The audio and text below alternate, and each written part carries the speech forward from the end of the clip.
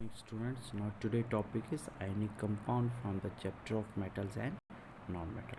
What are ionic compound? An ionic compound is a compound formed by ions bonding together through electrostatic force. For example, NaCl is an ionic compound. Students, ionic compound वो compounds होते हैं जो कि ion से मिलके बनते हैं. यहाँ पे एक आप एग्जाम्पल देख रहे हैं, NaCl is an ionic compound. इसमें क्या हो रहा है, जो सोडियम और क्लोराइड है इनके अपने चार्जेस हैं. सोडियम पॉजिटिव और क्लोरीन के ऊपर नेगेटिव चार्जेस. जिनके ऊपर नेगेटिव चार्जेस होता है उनको हम अनाइंस कहते हैं, और जिनके ऊपर पॉजिटिव चार्ज होता है उनको हम कटाइंस कहते हैं. तो आइंस भी दो तरह के होते हैं, कटाइंस और अनाइंस. अब इस पे दोनों चार्जेस प्रेजेंट हैं, पॉजिटिव और नेगेटिव, यानी अनाइन भी है और कटाइन भी है.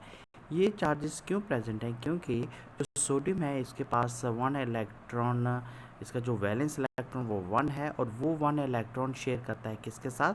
क्लोरीन के साथ. और क्लोरीन अपना ऑक्टेट कंप्लीट कर देता है 288 के साथ. तो जैसे ही अपना एक इलेक्ट्रॉन लूज़ करता है सोडियम, तो आप देख रहे हैं यहाँ पे मैं एक डायग्राम से आपको देखता हूँ. जो ये सोडियम है, सोडियम के पास एक इलेक्ट्रॉन यहाँ पे प्रेजेंट है. अब ये इलेक्ट्रॉन डोनेट करता है क्लोरीन को. क्लोरीन के पास 287 इलेक्ट्रॉन कन्फिग्रेशन है. एक इलेक्ट्रॉन के पास कम है अपना ऑक्टेट कंप्लीट करने के लिए. एक इसके पास इलेक्ट्रॉन कम है, और इसका ऑक्टेट स्टेबल होने के लिए एक इलेक्ट्रॉन ज़्यादा है. तो यह अपना एक इलेक्ट्रॉन लूज़ करके क्लोरीन को दे देगा. और जो सोडियम है ये पॉजिटिव चार्ज पॉजिटिव चार्ज आ जाएगा इस पर, और क्लोरीन के ऊपर नेगेटिव चार्जेस आ जाएगा. तो इस तरह के कंपाउंड को हम आयनिक कंपाउंड कहते हैं. अगर हम बात करें प्रॉपर्टीज ऑफ आयनिक कंपाउंड की, तो फर्स्ट पॉइंट है, they are usually crystalline solids because their oppositely charged ions attract one another strongly and form a regular crystal structure. इसका मीनिंग ये है स्टूडेंट्स कि जो आयनिक कंपाउंड होते हैं वो क्रिस्टलाइंस होते हैं. जैसे आपने नमक देखा होगा, तो नमक में आपने देखा होगा जो हम घरों में कॉमन साल्ट यूज़ करते हैं NaCl, तो आप उसमें देखा होगा वो क्रिस्टल शेप्स में होते हैं. अब वो इसलिए होता है क्योंकि जो उनके ऑपोजिट चार्जेस होते हैं वो अट्रैक्ट करते हैं एक दूसरे को, और एक रेगुलर स्ट्रक्चर बनाते हैं जिसको हम कहते हैं रेगुलर क्रिस्टल स्ट्रक्चर फॉर्म करते हैं.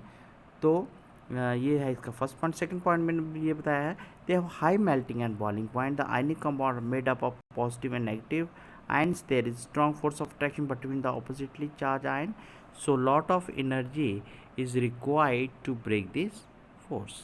अब क्या होता है स्टूडेंट्स, आयनिक कंपाउंड का जो मेल्टिंग और बॉइलिंग पॉइंट होता है वो हाई होता है. हाई क्यों होता है? अब पहले मेल्टिंग और बॉइलिंग पॉइंट क्या होता है? मेल्टिंग जिसमें वो टेम्परेचर जिसमें कोई सब्सटेंस मेल्ट हो जाए, और बॉइलिंग पॉइंट वो टेम्परेचर जिसमें कोई सब्सटेंस बॉयल हो जाए. तो वो बॉइलिंग पॉइंट और मेल्टिंग पॉइंट्स का हाई होता है, यानी ज़्यादा हीट देनी पड़ती है. अब इसको मेल्ट और बॉयल होने के लिए ज़्यादा टेम्परेचर इसलिए देना पड़ता है क्योंकि जो ये कंपाउंड है, जैसे NaCl कंपाउंड है, अब इनके जो पॉजिटिव और नेगेटिव चार्जेस होते हैं इनके बीच में स्ट्रॉन्ग इलेक्ट्रोस्टैटिक फोर्सेस होता है, जिसको ये बहुत जो फोर्स रहता है इनके पॉजिटिव और नेगेटिव बहुत स्ट्रॉन्ग होता है. वो अब इजीली डिसोसिएट नहीं कर सकते, यानी उसको ब्रेक करने के लिए ह्यूज अमाउंट ऑफ एनर्जी की रिक्वायरमेंट होती है. और वो हीट जब ह्यूज अमाउंट ऑफ एनर्जी कहाँ से मिलेगी? In the form of heat. जब हम इसको हीट देंगे, ज़्यादा से ज़्यादा हीट देंगे, तो उसका मेल्टिंग और बॉइलिंग पॉइंट भी बढ़ जाएगा. The third one is they are usually soluble in water but insoluble in organic solvent. देखा होगा आपने कि जो ये जो आयनिक कंपाउंड होता है जैसे NaCl है, ये वाटर में क्या होते हैं? सॉल्युबल हो जाते हैं, बट इनसॉल्युबल होते हैं ऑर्गेनिक सॉल्वेंट. कुछ भी मान लो ईथर है या फिर क्लोरोफॉर्म है ना. तो ये सारे के सारे इनसॉल्युबल हैं किस में? ऑर्गेनिक सॉल्वेंट, और सॉल्युबल है वाटर में. The next is they conduct electricity when dissolved in water or when melted, otherwise do not conduct electricity. क्या होता है स्टूडेंट्स?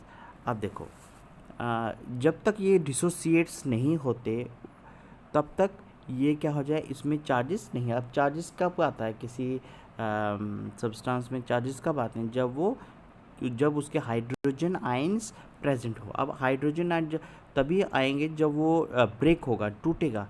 अब क्या होता है, जब वो जैसे हम उसको वाटर में डालते हैं तो अगर उसके आयंस डिसोसिएट्स नहीं होंगे तो वो इलेक्ट्रिसिटी कंडक्ट नहीं करेगा, अदरवाइज दे कंडक्ट इलेक्ट्रिसिटी। यहाँ पे मैंने रीज़न दिया है because ions are held together by strong electrostatic forces and can not move freely. तो ये था स्टूडेंट्स का 4th पॉइंट। तो ये था आज का topic ionic compound. Thank you.